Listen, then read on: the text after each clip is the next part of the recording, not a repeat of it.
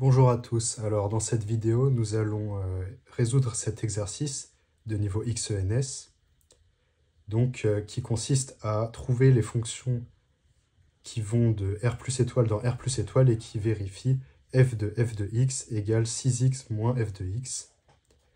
Tout d'abord, la difficulté avec ce genre d'exercice, c'est qu'on n'a aucune information sur la régularité de f, a priori.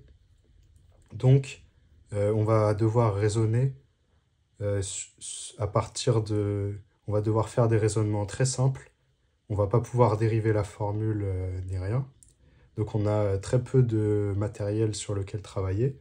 On a seulement ces deux hypothèses, que f est définie sur R plus étoile et est toujours positive, et cette formule-là.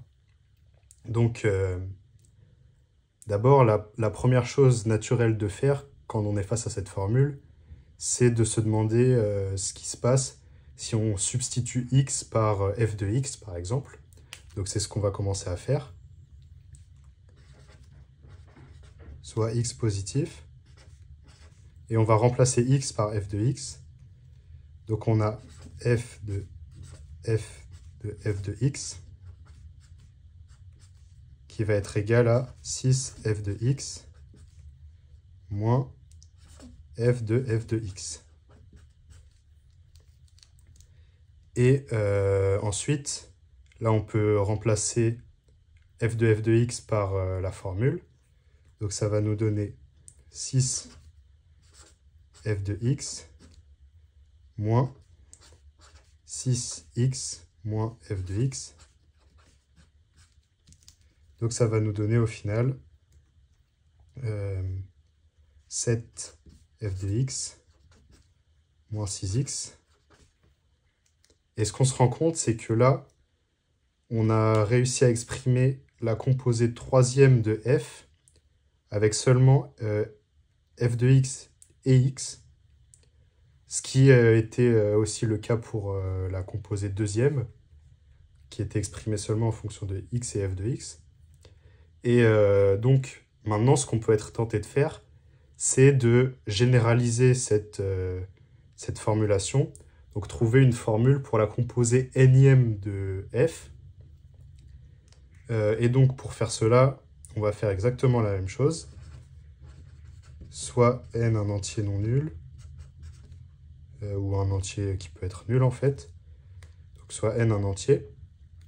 Et on va substituer cette fois-ci x par la composée énième de f de x.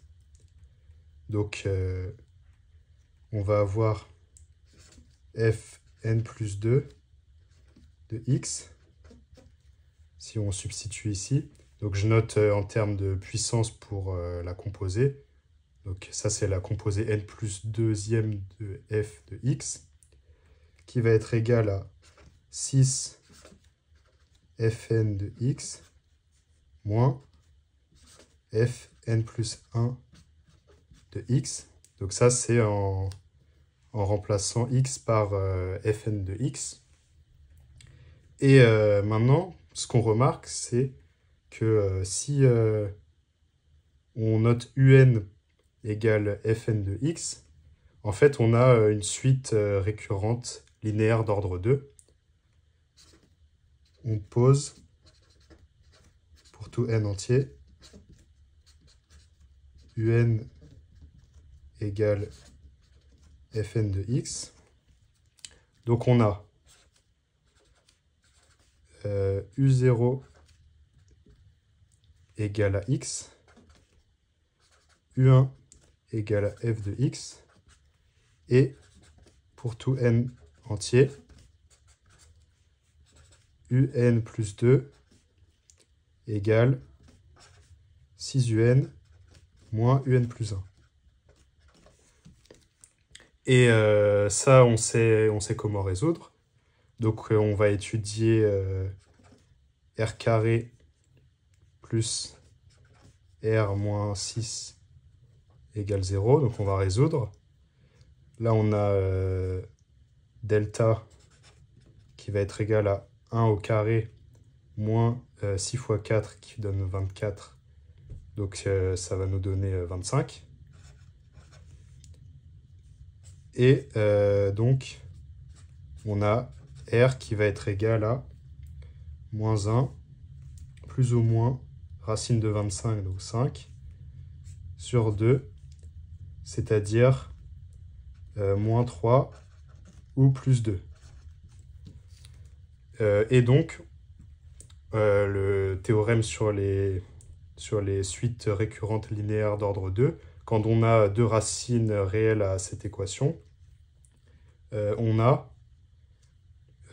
il existe lambda mu appartenant à R tel que pour tout n entier,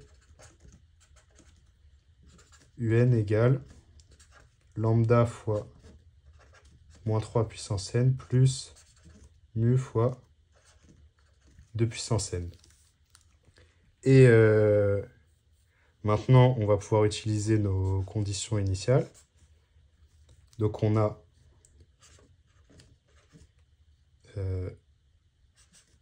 U0 égale à x, U1 égale à f de x. Si et seulement si, donc lambda plus mu égale x et moins 3 lambda plus 2 mu égale f de x. Ensuite, on multiplie par 2 cette ligne par exemple, et on fait cette ligne fois 2 moins cette ligne pour annuler tous les mu. Donc ça va nous donner 2 lambda plus 3 lambda égale 2x moins f de x. Donc 5 lambda égale 2x moins f de x. Et ensuite on peut garder cette ligne par exemple. Donc on va avoir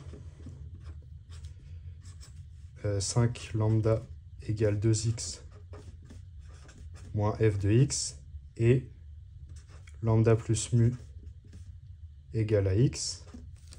Et donc ça nous donne lambda égale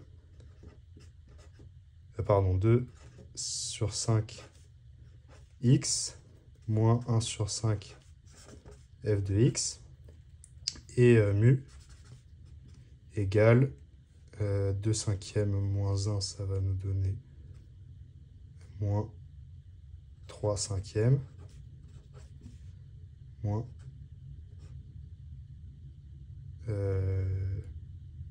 non, c'est pas ça, c'est x moins ça, donc ça va donner plus 3 cinquièmes et là plus 1 cinquième f de x. Voilà. Donc on a totalement exprimé un en fonction de n, vu qu'on a exprimé lambda mu et qu'on avait une formule. Donc je vais remettre la formule qu'on a pour tout n entier. Un égale lambda moins 3 puissance n plus mu fois 2 puissance n. Et maintenant, ce qu'on peut regarder, c'est que, donc on avait dit que f de x, elle était tout le temps strictement positive. Et donc, là, le moins 3 puissance n, on doit faire en sorte qu'il soit... il doit tout le temps être positif. Et ce qu'on va montrer, c'est que si lambda est non nul, eh ben, ça ne va pas être possible. Donc, on a deux choses à supposer. Supposons que lambda soit strictement positif. Alors,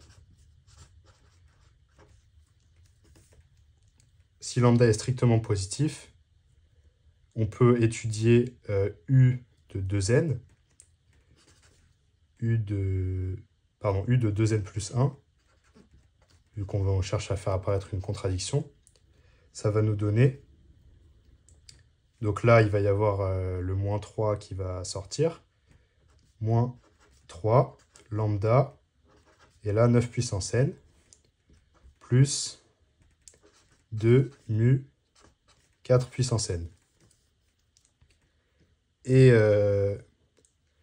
ensuite, quand n va devenir très grand, forcément, ce terme-là, il va devenir beaucoup plus gros que ce terme-là.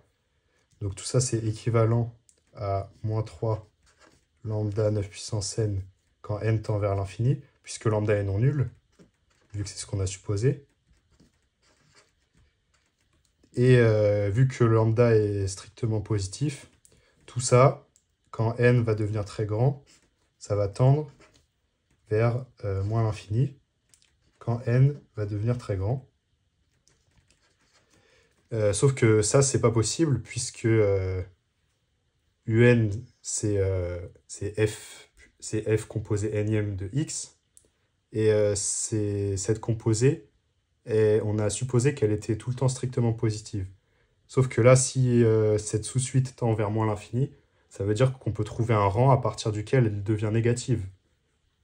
Donc c'est absurde.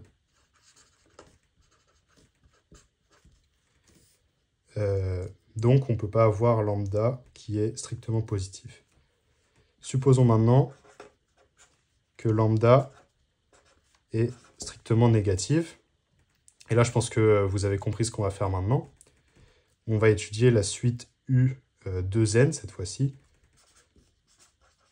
Alors, U indice 2n, ça va être égal à lambda fois 9 puissance n plus mu fois 4 puissance n. Et là, encore une fois, ce terme-là, il va être négligeable par rapport à ce terme-là. Comme on sait que lambda est non nul, tout ça, ça va être équivalent à lambda 9 puissance n, quand n tend vers l'infini. Et donc, ça va tendre, encore une fois, vers moins l'infini, parce qu'on a lambda qui est négatif. Absurde. Pour la même raison que tout à l'heure, on ne peut pas avoir la fonction qui tend vers moins l'infini en étant tout le temps positive. Et enfin, la composée de fonction, elle est tout le temps positive. Donc elle ne peut pas tendre quand n tend vers l'infini, vers moins l'infini. Donc au final, on a supposé que pour lambda strictement positive, on a trouvé une contradiction. Pour lambda strictement négative, on a trouvé une contradiction. Donc, forcément, lambda égale à 0. Et lambda, on avait trouvé 2 cinquièmes de x moins 1 cinquième de f de x. Donc, 2 cinquièmes de x moins 1 cinquième f de x égale 0. Donc, f de x égale 2x. Voilà pour l'analyse. Et évidemment, la synthèse, elle est immédiate. Synthèse. On pose pour tout x positif, f de x égale 2x. Et on a f de x égale 4x égale 6x moins f de x. Donc on a la synthèse qui est validée. Et donc on a trouvé toutes les fonctions qui vérifient cette formule-là, enfin en cachant ça. Toutes les fonctions qui vérifient cette formule, c'est seulement la fonction qui à x associe 2x. En tout cas pour les fonctions qui font de R plus étoile dans R plus étoile.